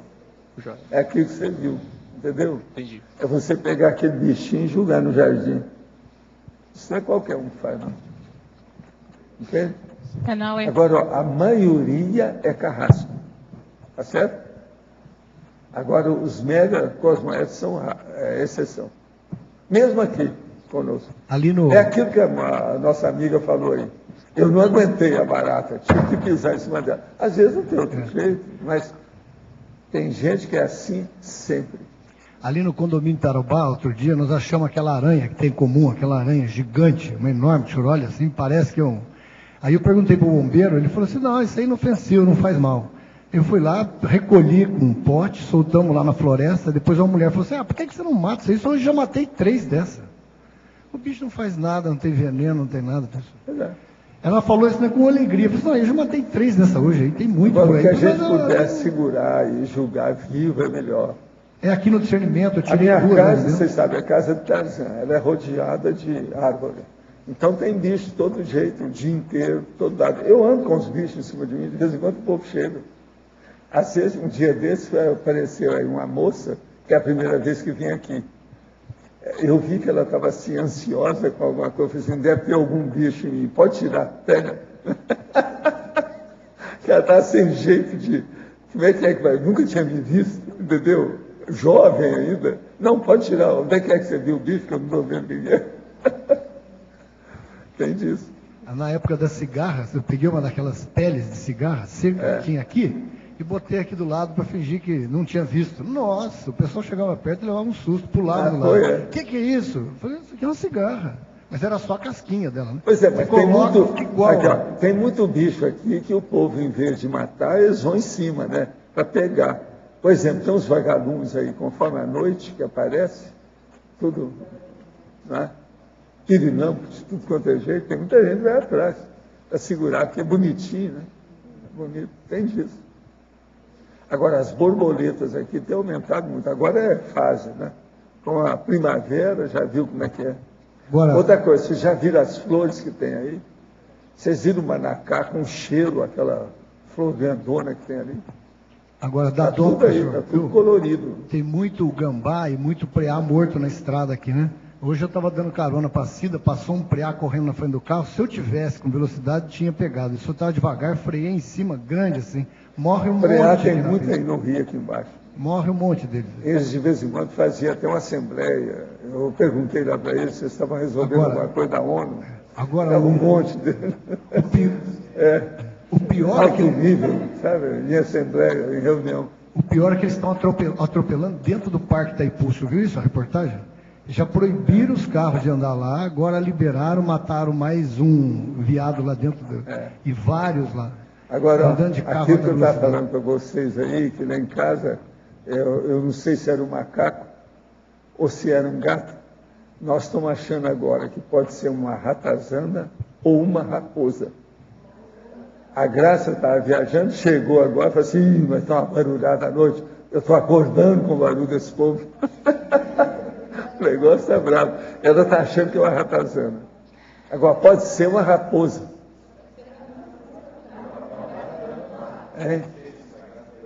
Não, mas o meu lá não é tampar. O nosso lá é porque tem aquela parte baixa com as árvores, não tem jeito. E outra coisa, eu deixo. Afinal de contas, nós damos comida. A Marlene hoje colocou alpiste para os passarinhos. Tem um monte lá de alpiste. Tem. Gambá é um deles, mas nós estamos achando mais que esse aí talvez seja até uma ratazana, uma grandona. Não, isso tudo é no teto. Você já viu o teto nosso, você não sabe como é que é. Lá é lugar de bicho. É tanto que eu quero colocar lá, o Arthur ficou de colocar, não me pôs, uma câmara, que eu quero ver os bichos todos, cumprimentar, quando desaparecer, fazer o mise-en-scène da história, bem-vindo e tal. Não, gambá tem que todo lado aqui, nós já tivemos vários aí. Outra coisa, e ouriço cacheiro? Aí de vez em quando dá ouriço cacheiro. Agora, ó, lá em casa, tudo que dá para subir um pouquinho, sobe, porque tem aquela parte bem baixa ali da entrada. Exemplo por ali. Tem? Anália, tu falas aqui na página 11 e também na página 14 sobre a cadeira, não é? Cadeira ergonómica. Quais seriam os cuidados a ter, que devíamos ter na compra da cadeira, quando formos fazer um investimento? A cadeira, então, ela tem 8 atributos para você avaliar, né? Questão ergonômica. Então, primeiro ali é a questão do assento, né? Então, a altura tem que possibilitar você regular, né? A altura do assento, para baixo, para cima, né? A questão do assento também tem que ter um revestimento, né? Para absorver, não pode ser tipo aquelas cadeiras, às vezes, de escola, né? Só de madeira. Você não aguenta ficar uma hora sentada ali, já vai começar a ter dor. Então, ser um assento que absorva, né, impacto, angulado nas bordas, para que não comprima a região poplítea, que é a região aqui atrás do joelho, para você não ter nenhuma compressão ali devido à circulação sanguínea.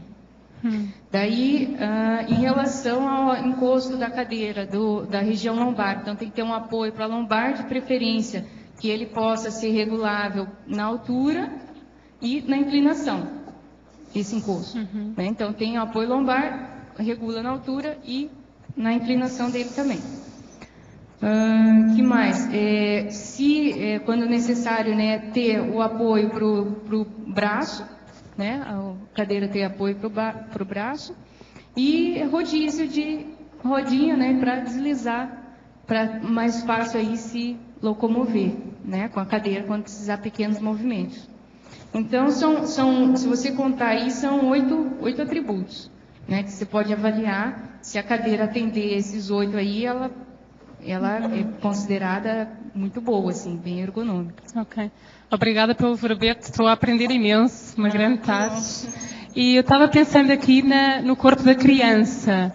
Ou seja, tendo em conta que agora, a partir dos 4 anos, a criança já usa computador, já dão celulares com 8 anos de idade, com ecrã pequeno e com internet. Eu ouvi dizer que já vendem saltos altos, não é? Para criança de 8 anos e de 12 anos, e as mochilas da escola muito pesadas. O que é que tendo em conta então a ergonomia prexológica desde a infância, desde cedo, qual é que achas que deviam ser os aspectos a ter em conta? Assim... Olha, dá para escrever outro verbete. Então força aí. Só para criança. Porque assim, tudo que você falou tem que ser considerado, né? Então, por exemplo, realmente, a criança nem desenvolveu ainda, tem a coluna ainda, né, não cresceu tudo que tem para crescer e a pessoa usa salto. Então, o salto alto vai dar um encurtamento ali no tríceps sural, que a gente chama a batata da perna, né, a panturrilha, Isso puxa ali, o encurtamento ali leva um encurtamento dos isquiotibiais, são outro músculo atrás da coxa, que leva a pelve a rodar um pouco para trás, retroversão. A retroversão pélvica vai alterar a coluna, que pode dar uma alteração até cervical, até visual. Então, as pessoas não levam em conta, né? Uma pequena coisa, isso, ainda mais que ela está crescendo, ela está em desenvolvimento. Então, isso é muito sério. Ela pode ter uma escoliose, um distúrbio ali, que ela vai levar para o resto da vida daí, porque depois que ossificou, né, você dificilmente consegue reverter, né? A partir de que idade é que só se deveria usar saltos? Olha, E quanto tempo por dia? Olha, se você for ver a criança, a mulher, né, depois da menarca, ela cresce muito pouco, ela para de crescer, né? E o homem não, o homem já cresce aí até os 18, às vezes até os 19, né? Então depende muito. Então, eu vejo assim, adolescente usa, né, mas a mulher até, se você considerar ali a menarca 11, 12 anos, né, eu recomendo só depois da fase de crescimento mesmo. Em Portugal, normalmente só depois dos 18 anos é que normalmente usam salto, é muito raro.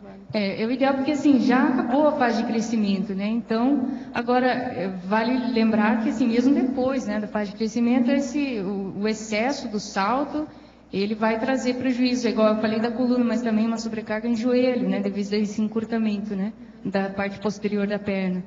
Então, também tem que considerar. E o computador?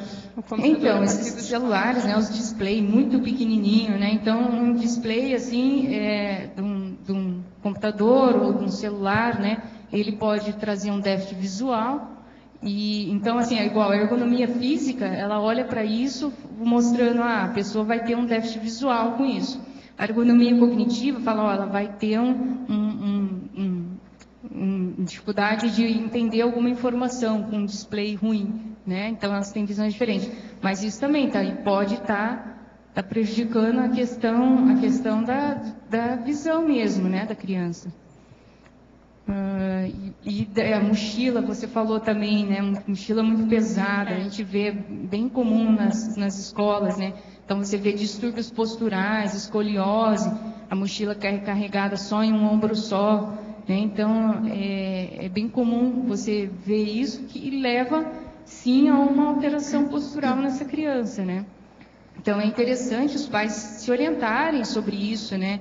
Do desenvolvimento assim básico, normal, por exemplo, até no pé, né? O arco plantar é muito comum, às vezes levar no médico, meu filho não tem o arco plantar, né? Mas ainda não chegou no período de desenvolver, né? Então tem que conhecer assim as idades da criança, conforme as fases e o que ela vai desenvolvendo em cada fase. É importante saber para você estar acompanhando isso e não sobrecarregar, não prejudicar com questões que forçam, né? Igual a questão de peso, até o esporte excessivo, né? Também tem essa questão. Ficamos a aguardar esse outro verbete, vamos ser crianças na próxima vez. Professora, eu queria perguntar para o senhor, ali no verbete do dicionário, o professor usa na conclusão a palavra omniparadireitologia. Onde está isso aí? Na conclusão. A conclusão. Página 20. Sim. Eu nunca tinha ouvido a expressão omniparadireitologia, então eu queria entender um pouquinho melhor qual que é o sentido dessa palavra. A omniparadireitologia, é isso que você quer saber? O caso é o seguinte, para-direito é o direito do ponto de vista geral. Agora, o omniparadireito é aquele que diz respeito não só daqui, mas de outra dimensão. Não só do nosso nível evolutivo, mas todos os níveis evolutivos. Então, o processo é mais abrangente e cosmovisiológico. Entende? Esse aqui é o omni. São todos os tipos de para-direito. Porque direito tem muita coisa. Tem o direito, por exemplo, do ser humano, tem o direito da consciência, tem o direito do ser zoológico subhumano, tem o direito, por exemplo, da árvore. Entende?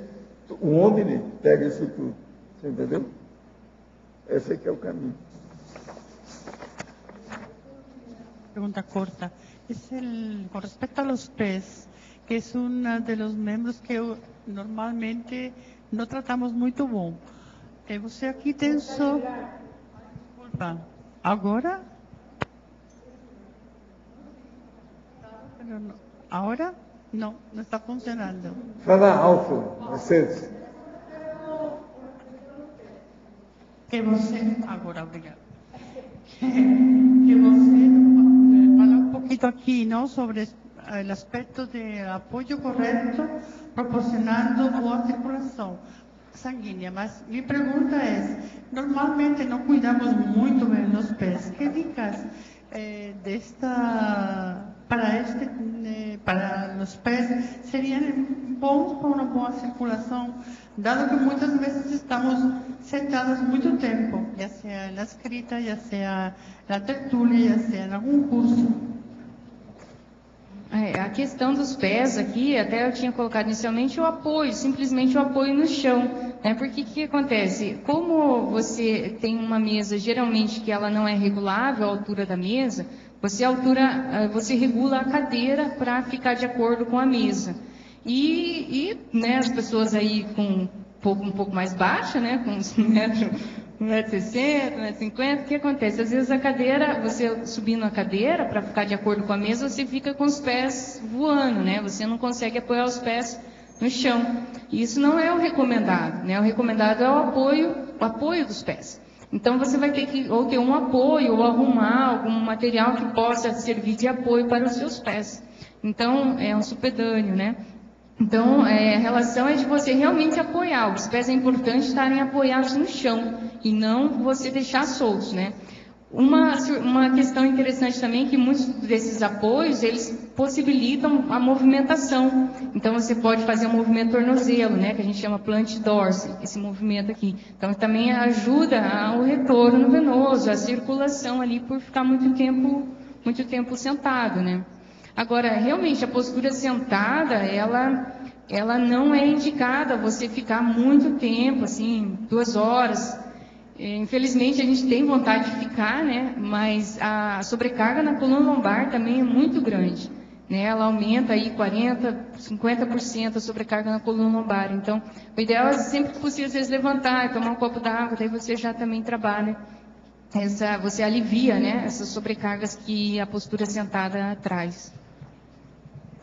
Olha, nós esperamos agora os próximos 200 aulas que você deve dar aqui. Tá certo? Você não acha, Antônio? Eu confio em você para lembrar a ela esse dever, essa obrigação, entendeu? Que ela precisa, porque você viu que o povo quer saber mais coisa, né? Hoje, a amostra grátis reduzida, sua pequenininha, foi ótima.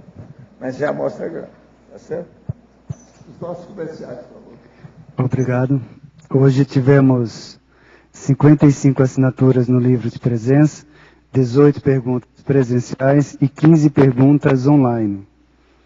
Temos os recados do Antônio sobre os fundamentos da conscienciometria, o Loche sobre o simpósio de proexologia, a Mercedes sobre a Semana da Saúde e a Sandra sobre o curso Fundamentos da Conviviologia.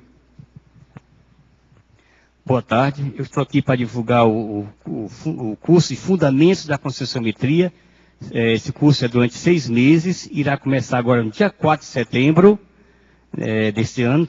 As inscrições no CIAEC. O curso tem o objetivo de ajuste da autoimagem e bases para a autoconscienciometria, que compreende detalhamento das técnicas de autoavaliação, aumento do senso crítico, desconstrução da autoimagem idealizada, definição do temperamento, autopesquisa de trafores, trafares e trafais, autoexposição e feedback, aprendendo a técnica da Kosin Cobaia. Ok? Obrigado. Pessoal, boa tarde. Gostaria aqui de convidá-los para o 2º simpósio de proexologia, que ocorrerá este ano, no mês de outubro, nos dias 20 e 21. Nós teremos vários participantes, pesquisadores, e gostaria aqui então de destacar hoje alguns dos temas e os pesquisadores que irão apresentar. Por exemplo, reciclando a história pessoal através da interassistencialidade, professor Henrique Ribeiro, de São Paulo. Também teremos o tema profilaxia da síndrome da dispersão consciencial, com o professor Fabiano Moreira, de Porto Alegre. Antivitimologia e Proexis, com o professor Carlos Odoni, também de Porto Alegre. E vamos ter também o Paradireito como norteador da Auto Proex, com o professor Rodrigo Marchioli, de Santos, em São Paulo. Então, convidamos a todos, segundo simpósio de Proexologia, que irá ocorrer aqui em Foz do Iguaçu, entre os dias 20 e 21 de outubro. Muito obrigado. Boa tarde a todos. Convidamos a vocês para participar en la quinta semana de saúde holosomática da Conópolis, en los días 31 de agosto a 9 de setembro, onde teremos o curso de campo da OIC, imersão progesioterápica, eventos em parceria com outras instituições conscienciocêntricas e os eventos de pesquisa da consciencioterapia, 7ª Jornada de Saúde de Consciência e 6º Simpósio de Autoconsciencioterapia. También vamos a lanzar la primera revista científica de consciencioterapia. Primer encontro presencial de Colegio Invisible de Consciencioterapia también. Então, inscrições na OIC e CAEC. En los teléfonos 45 30 25 14 04. Obrigada a todos e esperamos vocês. Boa tarde a todos. O Colégio Invisível da Conviviologia e o CEEC convidam para o curso Fundamentos da Conviviologia, que irá ocorrer dos dias 24, 25 e 26 de agosto. Hoje nós estamos aqui com o professor Roberto Laime, que vai falar um pouco da sua aula. Então, nosso foco será principalmente a interação com plantas e animais. Então, a gente vai ver algumas técnicas, algumas abordagens para como que a pessoa pode tirar proveito, né, desse convívio, tanto, né, com a zooconvivialidade quanto a fitoconvivialidade, em termos de aprendizagem bioenergética. Então, qual o padrão diferente entre as plantas, entre os animais? O que é que a pessoa sente? Então, que proveito que ela pode ter em relação ao domínio da sua própria bioenergia, reconhecendo o efeito na sua aura, sua psicosfera, e o efeito da energia dela nas plantas ou nos animais. Então, esse será o nosso foco de trabalho. Não vai ter um percentual teórico, né, na nossa parte, mas a maior parte será enfatizado trabalho de campo, trabalho prático com as bioenergias. Então, quem tiver interesse pode fazer a inscrição pelo telefone 45 3525 2652 ou pelo e-mail caec@caec.org. Obrigada. Obrigado. Hoje o verbete escolhido para amanhã é o instante cosmoedificador. Especialidade autocosmoetologia, de autoria da professora Adriana Lopes.